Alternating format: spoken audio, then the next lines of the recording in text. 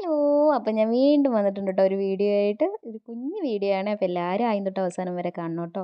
ഇന്നത്തെ വീഡിയോ നമ്മൾ ക്ലേ കൊണ്ട് ഒരു ഫ്രെയിം ഉണ്ടാക്കാൻ പോവാട്ടോ. കുറച്ച് പൂക്കളൊക്കെ വെച്ചിട്ട് ഭംഗിയുള്ള ഒരു അത്യാവശ്യം വലിയൊരു ഫ്രെയിം ആട്ടോ ഉണ്ടാക്കാൻ പോകുന്നത്.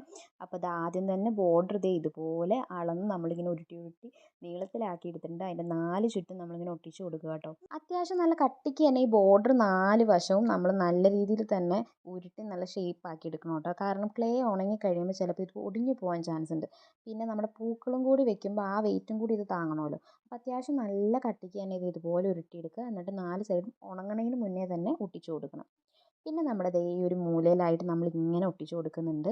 അതെന്താണെന്ന് വെച്ച് കഴിഞ്ഞാൽ നമ്മൾ അവിടെയാണ് പൂക്കൾ വെക്കാൻ പോകുന്നത്. അപ്പോൾ ആ പൂക്കൾ വെക്കുന്ന അത്രയും ഭാഗം ദേ ഇതുപോലെ ആക്കി എടുത്തിട്ടുണ്ട്. ഇതൊന്ന് ഉണങ്ങി നല്ല രീതിയിൽ ഉണങ്ങി വന്നു കഴിഞ്ഞിട്ട് നമ്മൾ ഇനി ഇതിനകത്തേക്ക് പൂവ് ഉണ്ടാക്കാൻ പോകാം കേട്ടോ. പൂക്കൾ ഉണ്ടാക്കുമ്പോഴാണ് നമുക്ക് ഈ ക്ലേ ഉണ്ടാക്കുന്ന ടൂൾസ് ആവശ്യമുള്ളൂ. നമുക്ക് ആ പൂവിൻ്റെ ഇതളൊക്കെ വേണമല്ലോ. അപ്പോൾ അതിന് വേണ്ടി ആ ക്ലേ ഉണ്ടാക്കുന്ന ടൂൾ നമ്മൾ ഈ സമയത്താട്ടോ ഉപയോഗിക്കുന്നത്. ദേ ആ ഒരു സാധനം കണ്ടോ, അതിനൊരു പൂവിൻ്റെ ഒരു ഷേപ്പ്, ഇതളിൻ്റെ ഷേപ്പൊക്കെ വരാൻ വേണ്ടി അതുപോലെ നമ്മൾ യൂസ് ചെയ്ത് വേണ്ടാത്ത പോർഷൻ നമ്മളതിങ്ങനെ കട്ട് ചെയ്ത് കളഞ്ഞിട്ട് അത്യാവശ്യം ഇച്ചിരി വലുതാക്കാൻ വേണ്ടി ഒന്ന് വലിച്ച് നീട്ടിയൊക്കെ നമുക്ക് ഫിറ്റ് ചെയ്ത് കൊടുക്കാം. ഉണങ്ങുന്നതിന് മുന്നേ തന്നെ ഇതൊക്കെ ചെയ്യണം. എന്നാലാട്ടോ ഈ ക്ലേയിലേക്ക് ഒട്ടുകയുള്ളൂ. ഇല്ലെങ്കിൽ അതിങ്ങനെ ഉറച്ച് കല്ലായിട്ട് പോകും കുറച്ച് കഴിയുമ്പോഴത്തേക്കും. അപ്പോൾ അത്യാവശ്യം പൂവിൻ്റെ ഒരു ഷേപ്പൊക്കെ ആക്കി കഴിഞ്ഞപ്പോഴത്തേക്കും ദേ ഇങ്ങനെയുണ്ട് പൂവ്.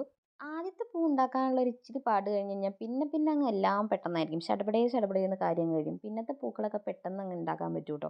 അങ്ങനെ എല്ലാം പെട്ടെന്നായി പൂക്കളൊക്കെ ഉണ്ടാക്കി കഴിഞ്ഞു. പിന്നെ അത് കഴിഞ്ഞിട്ടാണ് നമുക്ക് ഇലകൾ വേണം. ഇതിനകത്ത് വെക്കാൻ കുറേ ഇല വേണമല്ലോ. അങ്ങനെ ആദ്യത്തെ ഇല ഞാൻ ദേ ഇങ്ങനെ ഒരു ഷേപ്പാക്കി നമ്മൾ പരത്തിയെടുത്ത് ചപ്പാത്തി പരത്തുന്ന പോലെ പരത്തിയിട്ട് ആ ഇലയുടെ ഷേപ്പിൽ കട്ട് ചെയ്തെടുക്കുക കേട്ടോ ഞാൻ ചെയ്തത്. അങ്ങനെ എടുത്ത് അതിനകത്തേക്ക് ഒട്ടിച്ച് കൊടുക്കുക. അത് പിന്നെ കുറച്ച് ഉണങ്ങി കഴിയുമ്പോഴത്തേക്ക് അങ്ങനെ ഫിറ്റ് ആയിക്കോളും.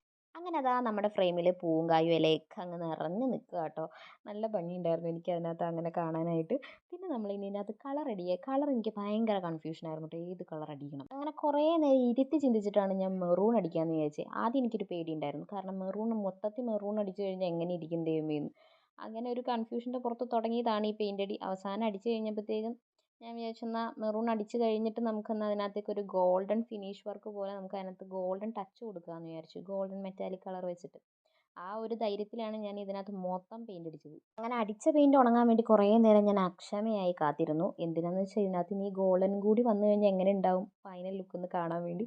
അങ്ങനെ ഗോൾഡൻ കളർ ടച്ച് ഞാൻ അവസാനം ഇതിനൊരു വഴിക്കാക്കിയിട്ടുണ്ട്.